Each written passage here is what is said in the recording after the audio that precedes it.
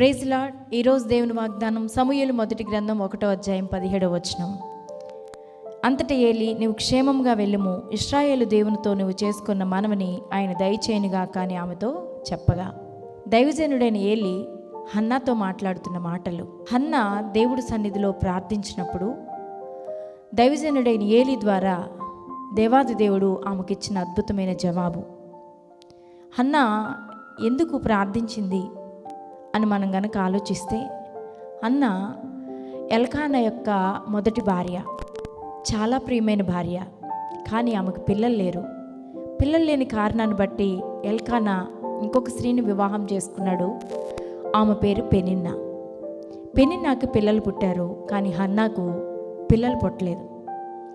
హన్నాను ఎల్కానా అత్యధికంగా ప్రేమించుట చేత, ప్రియముగా ఉన్నందున పెనిన్నా చాలా అసూయ చెంది ఆమెను బాధ పెట్టే మాటలు, ఆమెను విసిగించే మాటలు, ఆమె హృదయాన్ని గాయపరిచే మాటలు, కోపాన్ని రేపే మాటలు మాటి మాటికి మాట్లాడుతూ ఆమెను విసిగిస్తూ ఆమెను చాలా బాధ పెడుతున్న సందర్భాలు చాలా చాలా జరుగుతూ ఉన్నాయి. వారు ప్రతి సంవత్సరం కూడా దేవుని సన్నిధిలో బలి అర్పించే అలవాటును బట్టి, పద్ధతిని బట్టి సంవత్సరానికి ఒక్కసారి వారు దేవుడి సన్నిధికి వచ్చినప్పుడల్లా కూడా పెనిన్నా మరింత ఎక్కువగా హన్నాను బాధ పెడుతూ ఉండేది.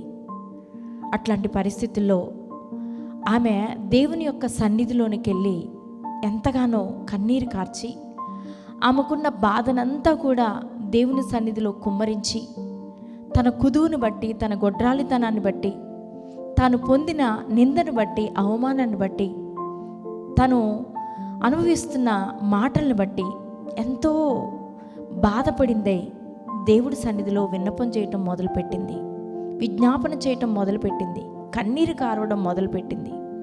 అలా ప్రార్థిస్తున్నప్పుడు దైవజనుడైన ఏలి ద్వారా పరిశుద్ధాత్మ దేవుడు మాట్లాడాడు. నువ్వు ఇశ్రాయేలు దేవునితో నువ్వు చేసుకున్న ప్రతి మనవి కూడా ఆయన ఆలకించాడు. కాబట్టి నువ్వు నెమ్మది కలిగి నువ్వు ఇంటికి వెళ్ళి అన్నప్పుడు ఆమె చక్కగా ఆ మాటను విశ్వసించి వెళ్ళిపోయి బిడ్డను పొందుకుంది. ఆ బిడ్డ పేరు సమూయేలు. నిజంగా చూసారా, ఆమె దేవుడి సన్నిధిలో విడిచిన ప్రతి కన్నీరు కూడా దేవుడు వ్యర్థపరచలేదండి. లోకంలో ఎన్నోసార్లు భర్త దగ్గర కన్నీరు కార్చుంటుంది, తనకు అయిన వారి దగ్గర, తన కన్నవారి దగ్గర కూడా ఎన్నోసార్లు ఏడ్చుంటుంది. కానీ తన సమస్యకు పరిష్కారం దొరకలేదు. ఎవరి దగ్గర మనవి చేస్తే తన సమస్యకు పరిష్కారం అవుతుందో వారి దగ్గర మనవి చేసినప్పుడు ఆమె సమస్య పరిష్కారమైంది. ప్రేమైన దేవుని బిడ్డలారా, ఆనాడు హన్నా మీద అంత కోపం పెనిన్నాకు ఎందుకంటే ఎల్కానాకు ప్రియమైంది గనక. ఈరోజు అపవాదికి నీవంటే ఎందుకు అంత అసూయ తెలుసా? నువ్వు దేవునికి ప్రియమైన వ్యక్తివి గనక, నువ్వు దేవుని బిడ్డవు గనక. అందుకే నిన్ను ఎన్నో రీతిలుగా నిరాశ చెందించి, బాధపెట్టి, హృదయాన్ని బద్దలు చేసే అనేక రకాలైన పరిస్థితులు నీ జీవితంలోకి తెచ్చి నిన్ను కృంగదీయాలని, నిరాశపరచాలని అనేక రీతిలుగా ప్రయత్నం చేస్తూ మనుషుల్ని రేపుతూ ఉన్న సందర్భం నీ జీవితంలో కూడా నువ్వు అనుభవిస్తున్నావు. అనేక మంది నీ జీవితంలో కూడా నిన్ను కృంగదీసే మాటలు మాట్లాడుతున్నారు. నువ్వు చేతగాని వ్యక్తివనో, ఎందుకు పనికిరాని వ్యక్తివనో, నీ వల్ల కాదనో, నువ్వు ఇది పొందలేవనో, అనేక రీతిలుగా నీ హృదయాన్ని గాయం చేస్తూ, బాధ పెడుతూ, నిన్ను కూడా ఇబ్బంది పెడుతున్న పరిస్థితులు నీ జీవితంలో కూడా ఉన్నాయా? అందుకే ఈరోజు ప్రభు నీతో మాట్లాడుతున్నాడు. అది నీ సొంత తల్లిదండ్రులే కావచ్చు, నీ కన్నబిడ్డలే కావచ్చు, నువ్వు కట్టుకున్న భర్తే కావచ్చు, నీ భార్యే కావచ్చు, నీ అన్నదమ్ములే కావచ్చు, నీ అక్క చెల్లెలే కావచ్చు, నీ ఇరుగు పొరుగు వారే కావచ్చు, నీ స్నేహితులే కావచ్చు. ఎన్ని రకాలుగా నిన్ను ఇబ్బంది పెడుతూ, నీ హృదయాన్ని గాయం చేసే మాటలు మాట్లాడుతూ, నీ కోపం పుట్టించే పనులు వారు చేస్తూ నిన్ను చాలా బాధ పెడుతూ ఉన్నప్పుడు నువ్వు చాలా కృంగిపోయి నిరాశ చెందుతున్నావు కదా. అయితే నీవు ఈ సమయంలో చేయవలసింది ఏంటో తెలుసా?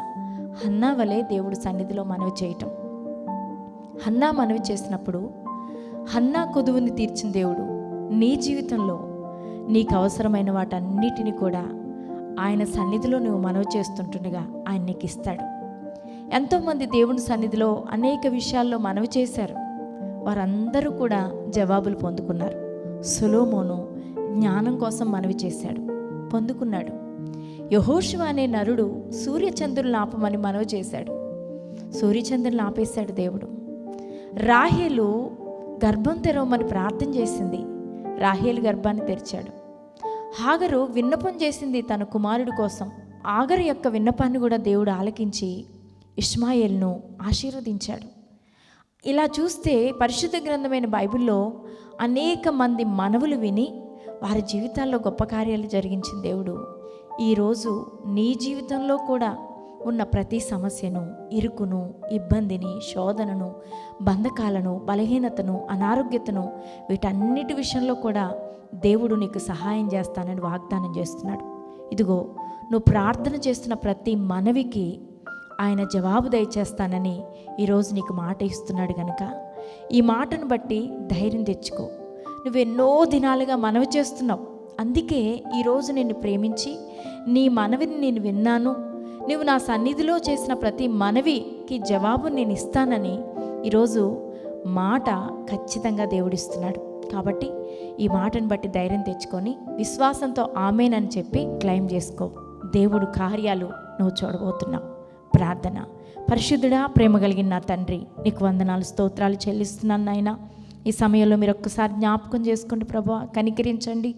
ఎంతమంది బిడ్డలు నీ సన్నిధిలో అనేక రకాలైన కృంగుదలను బట్టి, బాధని బట్టి, బలహీనతని బట్టి, బంధకాలను బట్టి, మాటలను బట్టి, అవమానాన్ని బట్టి, నిందను బట్టి కృంగిపోతూ ప్రభా నీ సన్నిధిలో మనవి చేస్తున్నారు. వారి ప్రతి మనవిని ప్రభా మీరు ఆలకించి వారి జీవితంలో గొప్ప జవాబును పొందినట్లుగా కృప చూపించమని యేసు నామములో ప్రార్థిస్తున్నాను తండ్రి. ఆమేన్.